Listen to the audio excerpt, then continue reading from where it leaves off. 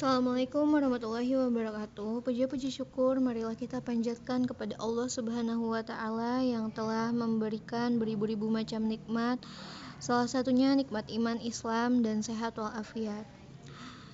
Salawat beserta salam tak lupa kita curahkan kepada junjungan kita Nabi besar Muhammad SAW.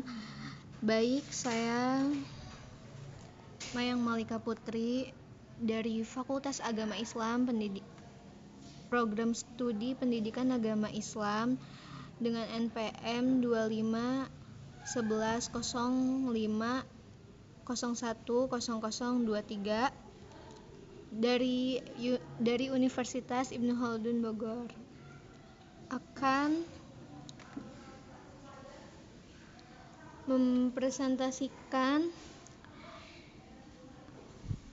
mata kuliah studi akidah yang diampu oleh dosen Dr. Kiai Haji Ahmad Alim LC.MA.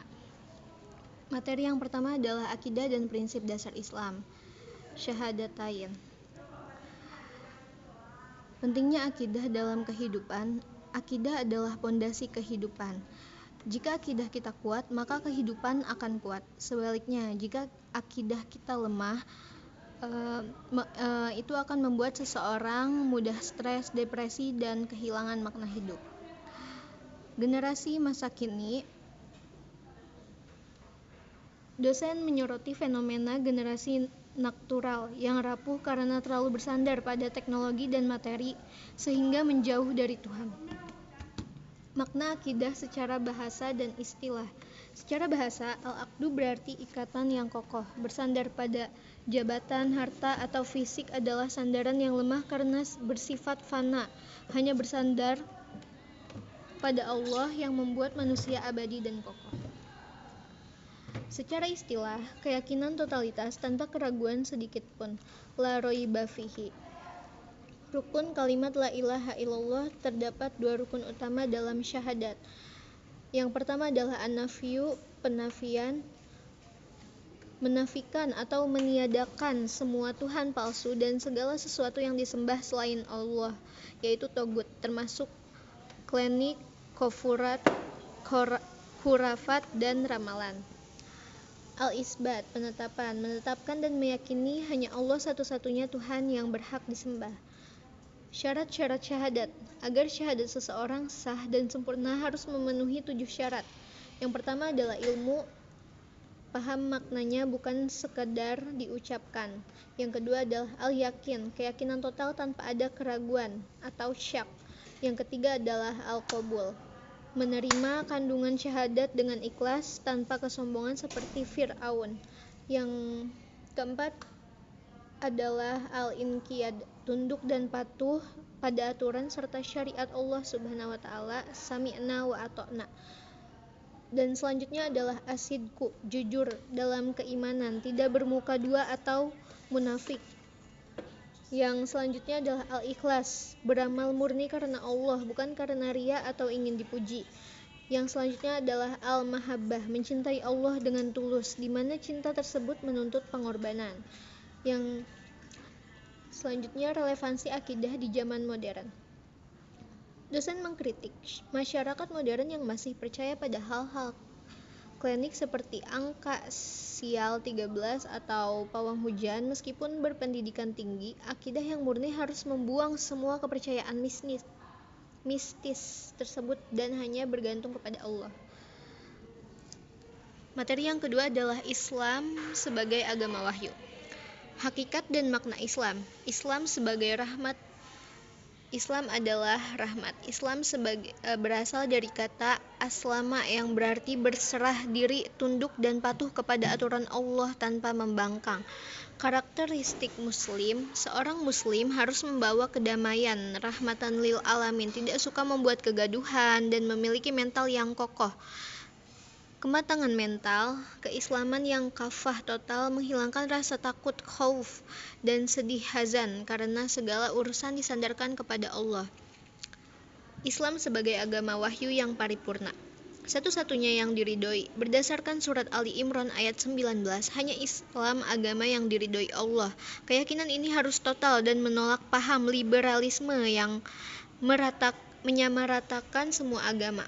Aktualisasi akhlak Islam bukan sekedar identitas KTP, tapi harus dipraktikkan. Puncak keislaman adalah saat orang lain selamat dari gangguan lisan termasuk tulisan di medsos dan tangan kita. Karakteristik ajaran Islam. Islam memiliki beberapa karakter khas sebagai agama wahyu.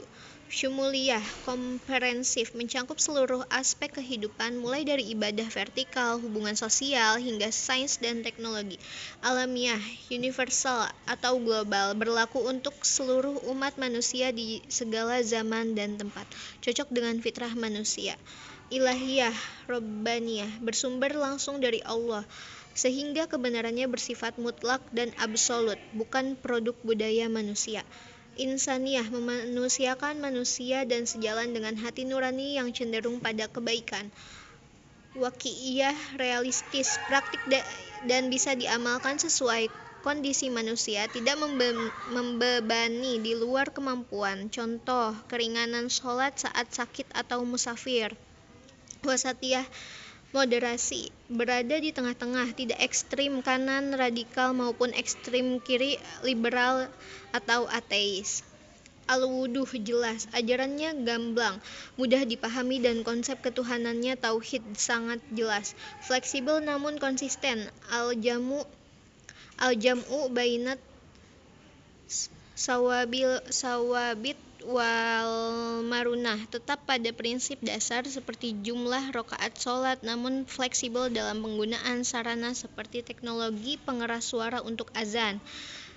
Kesimpulannya, Islam mencangkup 3 pilar utama yang tidak terpisahkan, yaitu yang pertama akidah, keyakinan, yang kedua syariah, aturan atau hukum, dan akhlak, perilaku.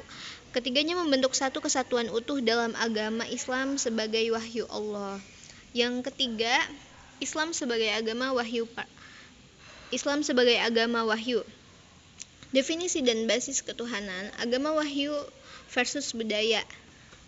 Islam dibedakan secara tegas dari agama budaya. Agama wahyu bersumber langsung dari Allah. Ilahiyah memiliki kitab suci yang otentik, Al-Quran, dan tidak berubah karena campur tangan manusia, sementara agama budaya lahir dari tradisi atau pemikiran manusia. Fondasi akidah, Islam memiliki basis ketuhanan yang absolut, artinya kebenaran Islam tidak bersifat relatif atau mengikuti tren zaman, melainkan tetap dan pasti mutlak. Makna filosofis Islam, bahasa dan istilah. Aslama, berserah diri. Secara bahasa, Islam berarti tunduk dan patuh. Ini mencerminkan penyerahan diri total seorang hamba kepada penciptanya tanpa ada pembangkangan. Salam kedamaian. Islam membawa misi kedamaian. Seorang muslim sejati harus menjadi pribadi yang menenangkan bagi lingkungannya, bukan menjadi sumber kegaduhan atau perpecahan. Muslim kafah menjadi muslim berarti masuk ke dalam agama secara menyeluruh, totalitas, mencangkup aspek lahiriah, ibadah, dan batiniah, ketenangan mental. Kesesuaian dengan fitrah manusia, prinsip insaniyah, ajaran Islam sangat memanusiakan manusia. Semua perintah dan larangan dalam Islam, seperti larangan mencuri atau perintah menikah, sebenarnya dibuat untuk menjaga martabat dan keturunan manusia itu sendiri. Agama solutif, waqi'iyah, Islam tidak memberikan aturan yang mengada-ngada atau mustahil dilakukan.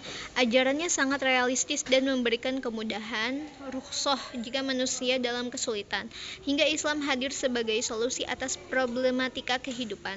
Implementasi akhlak dan sosial, rahmatan lil alamin. Manfaat Islam harus dirasakan oleh semua makhluk, termasuk hewan dan lingkungan, bukan hanya untuk umat muslim saja. Indikator keberhasilan beragama, seseorang belum dikatakan sempurna keislamannya jika lisannya, ucapan, atau tulisan di medsos masih melukai orang lain atau tangannya masih merugikan orang lain. Akhlak adalah buah nyata dari akidah yang benar. Karakteristik moderasi, wasatiyah, Islam berada di tengah-tengah, tidak ekstrim kanan, radikal atau kaku, dan tidak ekstrim kiri, liberal, bebas tanpa aturan. Islam menyeimbangkan antara urusan dunia yang nyata dengan persiapan akhirat yang abadi. Materi yang keempat adalah perkara yang membatalkan keimanan dan akidah. Yang pertama adalah ar-riddah, murtad. Murtad adalah keluarnya seseorang dari agama Islam. Ada 3 jenis penyebab murtad. Murtad keyakinan adanya niat atau keyakinan di dalam hati yang menyimpang dari Islam. Murtad ucapan, qauli, mengucapkan kata-kata yang mengandung kekufuran atau menghina simbol agama meskipun hanya bercanda. Termasuk juga perilaku takfiri, yaitu mudah mengkafirkan sesama muslim yang berbeda kelompok. Murtad perbuatan, melakukan tindakan yang menunjukkan pengalihan keyakinan seperti mengikuti ritual agama lain atau menikah beda agama yang menyebabkan pindah keyakinan. Yang kedua yaitu syirik, menyekutukan Allah. Syirik adalah dosa besar yang dapat menghapus seluruh amal ibadah dan menghalangi seseorang masuk surga. Syirik akbar, besar, meyakini adanya Tuhan selain Allah seperti ateisme atau politeisme, atau memberikan hak ibadah kepada selain Allah seperti sujud kepada patung atau berkorban untuk jin atau berhala. Syirik asgor, kecil, beribadah kepada Allah namun ada perasaan ria, ingin dipuji orang, atau ujub, bangga diri karena secara berlebihan atas amalnya.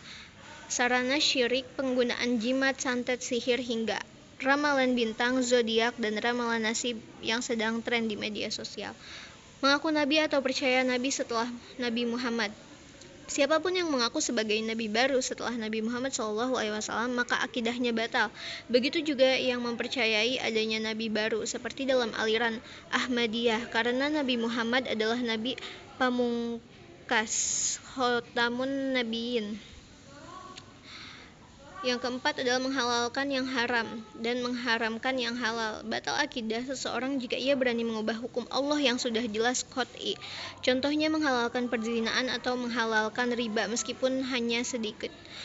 Paham-paham modern, Ghazul Fikri, munculnya ideologi seperti ateisme, komunisme, dan liberalisme ekstrim yang meniadakan Tuhan atau mencampur adukan ajaran agama. Ini dianggap sebagai new jahiliyah yang harus diwaspadai di zaman modern. Kesan penutup menekankan pentingnya merawat iman dengan terus memperbarui kalimat la ilaha illallah dan menjaga janji tauhid yang telah kita buat sejak di alam rahim. Yang kelima adalah integritas akidah dan dakwah. Hubungan tak terpisahkan antara akidah dan dakwah. Definisi dakwah adalah upaya meneruskan risalah Rasulullah SAW untuk meluruskan akidah umat, mengeluarkan mereka dari kegelapan menuju cahaya tauhid, ibadah paling mulia, menyeru ke jalan Allah adalah sebaik-baiknya ucapan dan amalan. Tidak ada ajakan yang lebih baik daripada mengajak orang menuju akidah yang benar. Sohihah, kabar gembira, orang yang berdakwah akan mendapat pahala yang terus mengalir, multi-level reward dalam setiap orang yang mengikuti petunjuknya tanpa mengurangi pahala pengikut tersebut sedikit pun. 2. Dakwah adalah kewajiban setiap muslim, bukan hanya tugas ustadz. Dakwah juga bukan hanya tanggung jawab ulama atau kiai, tapi setiap individu muslim sesuai kapasitasnya.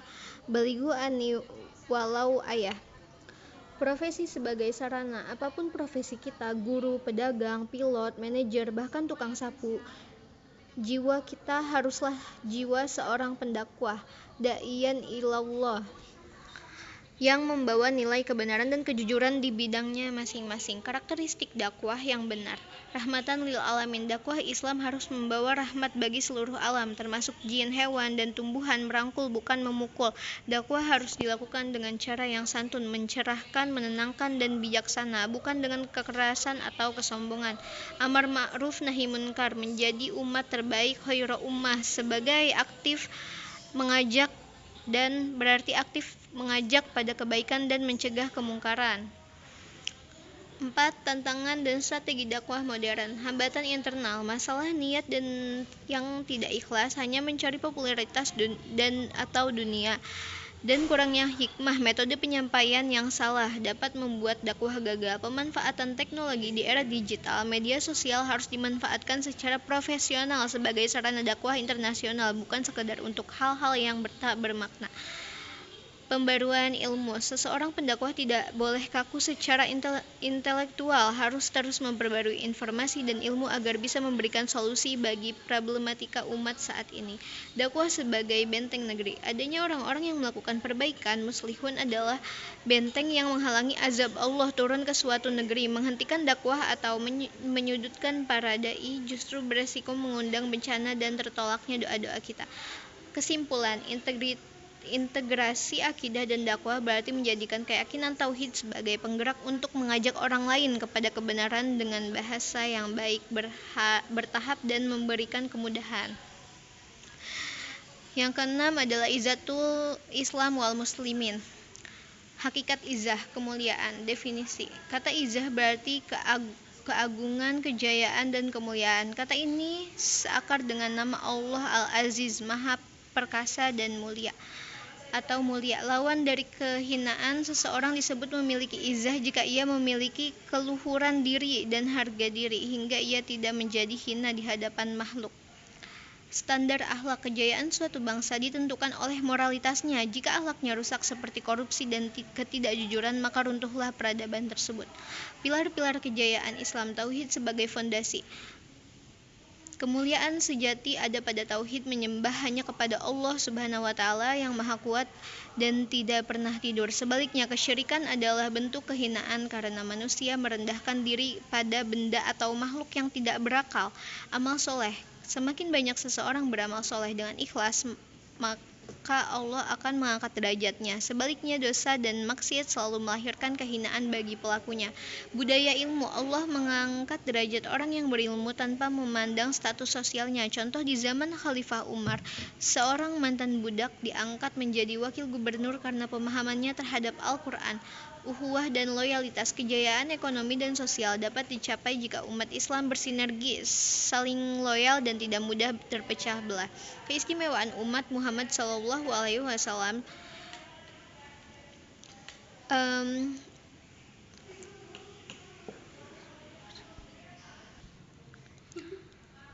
Wibawa luar biasa.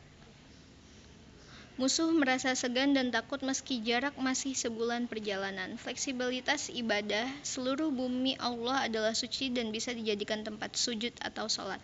Halalnya ghanimah, rampasan perang dinyatakan halal bagi umat ini. Syafaatul uzma. Nabi diberikan otoritas memberikan syafaat agung di hari kiamat. Agama global. Nabi Muhammad diutus untuk seluruh umat manusia di dunia, bukan hanya untuk kaum tertentu. Pelajaran dari zaman jahiliyah. Masyarakat Arab zaman dahulu disebut jahiliyah bukan karena mereka bodoh dalam perdagangan, mereka justru pakar ekonomi global, melainkan karena rusaknya moralitas mereka seperti membunuh anak perempuan, makan riba, dan dendam yang berkepanjangan. Islam datang untuk memperbaiki perilaku-perilaku menyimpang tersebut melalui syariat. Izzatul wal muslimin. Meneladani manhaj nubuwah. Definisi. Untuk mendapatkan kemuliaan izzah, umat Islam harus mengikuti jejak dan jalan hidup Rasulullah SAW. Janji Allah telah menetapkan janji bahwa Dia akan memberikan kemenangan dan pertolongan kepada para rasulnya dan orang-orang yang mengikuti mereka.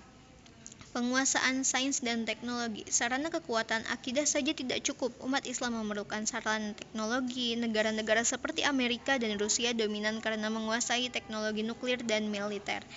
Simbol besi. Al-Hadid.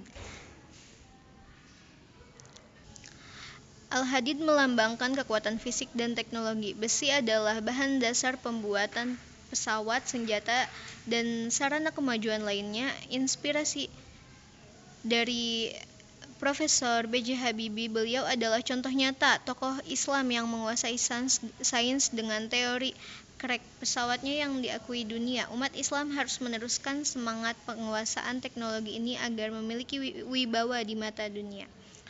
Dakwah sebagai upaya pengentasan. Misi utama dakwah bertujuan mengeluarkan manusia dari kegelapan zulumat menuju cahaya nur. Dakwah pedalaman. Masih banyak daerah di Indonesia dari 17.000 pulau yang belum tersentuh dakwah. Contohnya adalah suku Tigotil di pedalaman yang asalnya primitif, namun setelah mendapatkan sentuhan pendidikan dakwah, mereka bisa bersyahadat dan memahami peradaban.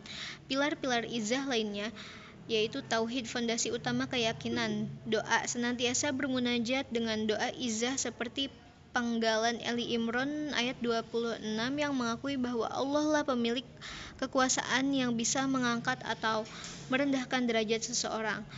Yang ketiga, sabar, menghadapi ujian hidup dengan sabar dan mendatangkan solusi. Orang yang putus asa dan kehilangan kesabaran rentan melakukan tindakan konyol seperti bunuh diri. Yang keempat adalah takwa. Jalan takwa adalah kunci pembuka jalan keluar mukhroja dari setiap permasalahan hidup. Kesimpulan, kejayaan Islam izzah dapat diraih dengan memadukan kekuatan akidah, tauhid, doa, sabar, dan kekuatan fisik, intelektual, sains, teknologi, dan dakwah. Yang kedelapan adalah wasatiyah, dunia dan akhirat. Islam menuntut umatnya untuk mengajar akhirat tanpa melupakan bagian dunianya. Ada konsep ikhtiar, usaha sebelum bertawakal. Seperti contoh Nabi yang menyuruh mengikat unta terlebih dahulu sebelum berserah diri.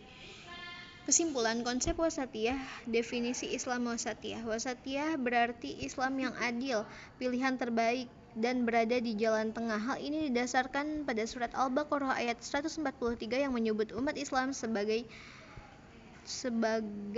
umatan wasatan, umat pertengahan. Prinsip utamanya adalah tidak ifrat, tidak berlebih-lebihan atau ekstrim kanan menambah-nambahkan ajaran, tidak tafrid, tidak meremehkan atau ekstrim kiri mengurangi ajaran. Karakteristik wasatiyah, seorang yang menerapkan prinsip ini akan memiliki sikap proporsional, mengedepankan musyawarah dan kemaslahatan umat. Islahiyah reformatif selalu berorientasi pada perbaikan dengan tahap mengakomodasi kemajuan zaman, tidak kaku jumud namun tidak juga terlalu bebas liberal. Tawazun, seimbang dalam segala sisi kehidupan termasuk akidah dan muamalah. Pentingnya wasatiyah untuk keamanan. Penerapan wasatiyah memberikan manfaat besar bagi stabilitas himayatuddin, menjaga agama, mencegah kerusakan peradaban akibat sikap ekstrim hulu agama itu mudah dan tidak boleh dipersulit. Himayatul ummah, menjaga umat, menjaga akidah, pikiran, akhlak, dan ukhuwah Islamiyah agar tidak terjadi perpecahan atau gerakan takrifi, mudah mengkafirkan orang lain. Himayatul daulah, menjaga negara umat Islam yang wasati akan taat kepada Allah, Rasul, dan pemerintah yang sah, ulil amri, serta tidak melakukan pemberontakan. Bugot, selamat hak beribadah tetap dilindungi. Bentuk keseimbangan dalam kehidupan, ilmu dan amal. Beramal harus didasari ilmu agar tidak tertolak, dan berilmu harus disertai amal agar tidak terkena murka Allah.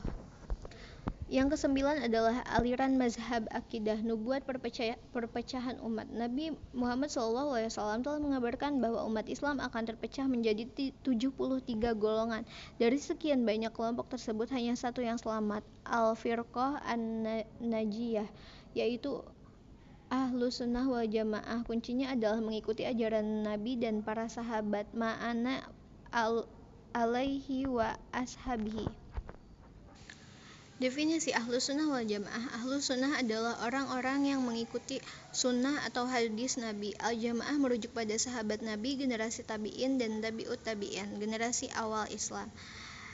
3 model mazhab akidah Ahlus Sunnah. Para ulama menyepakati 3 rumusan utama akidah yang valid dalam Ahlus Sunnah wal Jamaah. Ahlul Asar, Ahlul Hadis. Pelopornya adalah Imam Ahmad bin Hambal, fokus pada teks hadis secara murni. Asy'ariyah, imamnya adalah Abul Hasan Asy'ari, banyak diikuti oleh ulama Asy-Syafi'iyah termasuk di Indonesia. Maturidiyah, imamnya adalah Abu Mansur al-Maturidi. Asy'ariyah dan Maturidiyah sering digunakan pendekatan logika akli untuk membantah kaum ateis dan Mu'tazilah yang mendewakan akal. Aliran yang keluar dari Ahlus Sunnah wal Jamaah itu bernama Khawarij, kelompok ekstrim yang suka mengkafirkan orang di luar golongannya, takrifi, takfiri, mereka menghalalkan darah sesama muslim, menghalalkan pemberontakan, dan menganggap pelaku dosa besar sebagai kafir. Prinsip dalam menghadapi perbedaan dalam masalah fikih seperti kunut atau tidak adalah hal yang lumrah dan tidak mengeluarkan seseorang dari Ahlus Sunnah wal Jamaah. Selama kiblatnya sama, sholat 5 waktu, dan tidak mengkafirkan sesama, mereka tetaplah saudara seiman. Materi ke-10 adalah bahaya liberalisasi akidah, asal-usul dan definisi liberalisme. Liberalisme awalnya lahir di barat sebagai gerakan pencerahan untuk membebaskan pemikiran dari doktrin agama gereja yang dianggap menghambat sains. Namun, ketika diadopsi ke dalam Islam, gerakan ini cenderung menggugat teks-teks agama yang sudah baku qot'i. Ciri utama mendewakan akal di atas iman dan menekankan kebebasan individu tanpa batas. Liberalisme Islam di Indonesia. Pemikiran liberal di Indonesia mulai marak pada tahun 2000-an. Salah satunya melalui jaringan Islam liberal, JIL. Ide-ide yang dibawa seringkali provokatif dan masuk ke ranah akademik di kampus-kampus Islam. Contoh kasus liberalisme ibadah dan syariah. Aminah Wadud menjadi khotib dan imam sholat Jumat dengan makmum laki-laki di sebuah gereja yang bertentangan dengan hukum asal ibadah dalam Islam. Bahaya modern media sosial dan ateisme. Di era digital, pemikiran liberal dan ateis semakin mudah menyebar melalui podcast dan media sosial. Munculnya ateisme selain liberalisme, kini muncul tren ateisme terang-terangan, tidak percaya Tuhan atau akhirat, yang dianggap lebih berbahaya karena memutus hubungan manusia dengan penciptanya. Materi ke-11 yaitu uswatun hasanah Rasulullah SAW. Dasar kewajiban meneladani Nabi.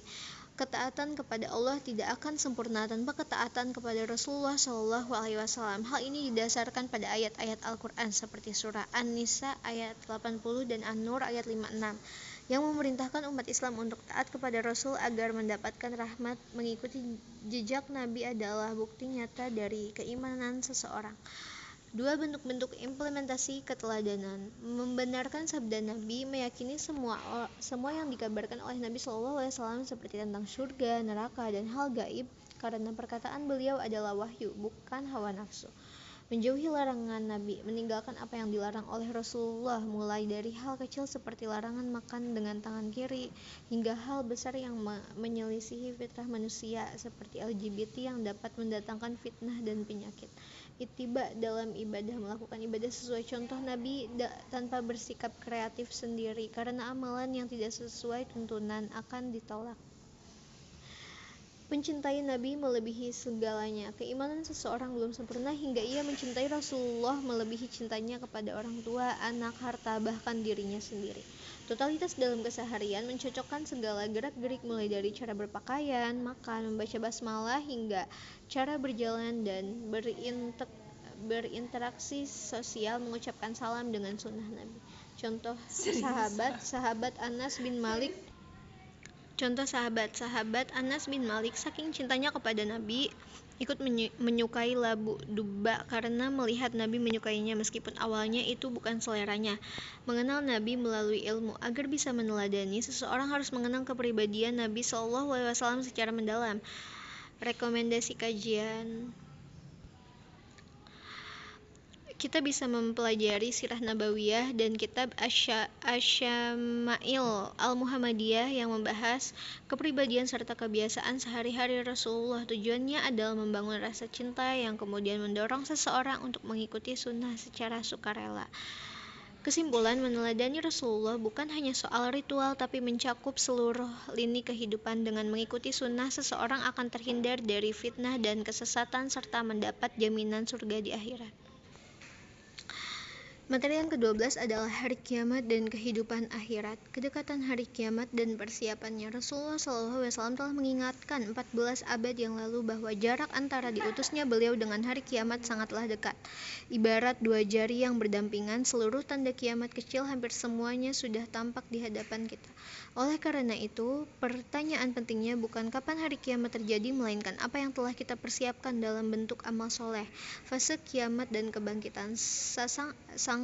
sangkakala, malaikat Israfil saat ini sudah bersiap meniup sangkakala.